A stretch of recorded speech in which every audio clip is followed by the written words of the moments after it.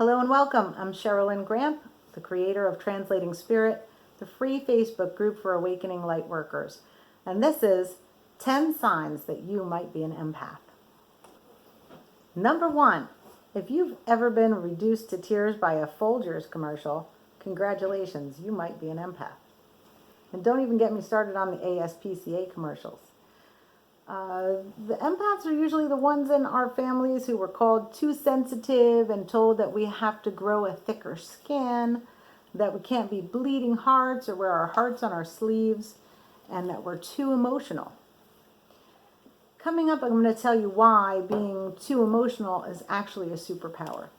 Number 2, if you've considered giving up on wearing mascara completely and investing the money in Kleenex instead, you might be hormonal or you might be an empath, because not only do we cry when something's sad, but we also cry when we're happy or when we're angry or when we're watching funny animal videos on YouTube. You name it, it brings an extreme emotional reaction, especially if we haven't learned to center ourselves through meditation. Now here again, you may have been conditioned to believe that what you have as an empath is some sort of affliction, but what you actually have is a superpower. You have an enhanced ability to enjoy life in the physical world and to connect with others and help them heal. Number 3, if you need some CBD oil and a nap to face going to the supermarket, you might be an empath. A lot of us are overwhelmed in crowds, and going to places that are overly peoply can cause us to feel fatigue and anxiety. The remedy, spending some time in nature and some time alone to recharge our batteries. Number 4, on a related note, if you come home from Walmart feeling like you need an emotional cleansing, you might be an empath. Before empaths learn to ground and protect their energy, they can very easily absorb other people's emotions, negative and otherwise. The good news is that you can learn some techniques to protect your own energy and to cleanse that which is not yours from your own energy field. Number 5, if you bleed when your kid gets hurt, you might be an empath. Now I'm only exaggerating slightly here. Those of us with increased empathic ability often are able to actually feel physically the pain of others. So when somebody we love gets hurt, we may actually feel a sensation in our body in a very physical way. Number 6, if your gut feeling about somebody you've just met is more informative than a Google search, you might be an empath.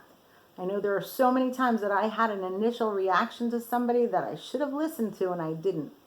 And that's one of the things that we need to work on as highly sensitive people, as intuitives, and as empaths.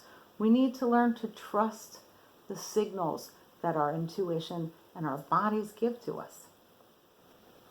Number 7, if you've ever had a hard time deciding between a hot date and a hot bath, you might be an empath.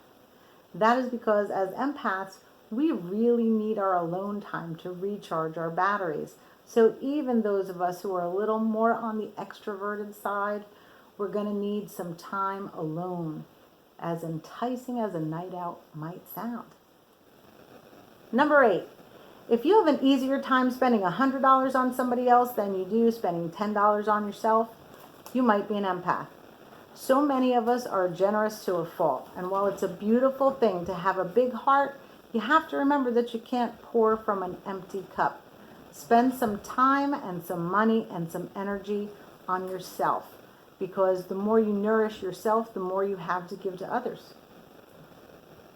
Number 9, if you need noise-canceling headphones and nose plugs to go pick up your kid at daycare, you might be an empath.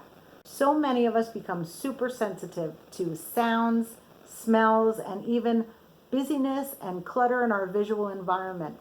The good news is that spending a little time in silence each day can really help you to deal with those everyday situations that can be overwhelming for empaths. And number 10, if a chat with certain family members, friends, or colleagues sometimes feels more like an interview with the vampire, you might be an empath. The good news is that you can learn some techniques, starting with setting some healthy boundaries that can help you maintain your energy and preserve your sense of self-worth. Now, if it sounds like being an empath is all about anxiety, depression, exhaustion, and tears, there's so much more to this story.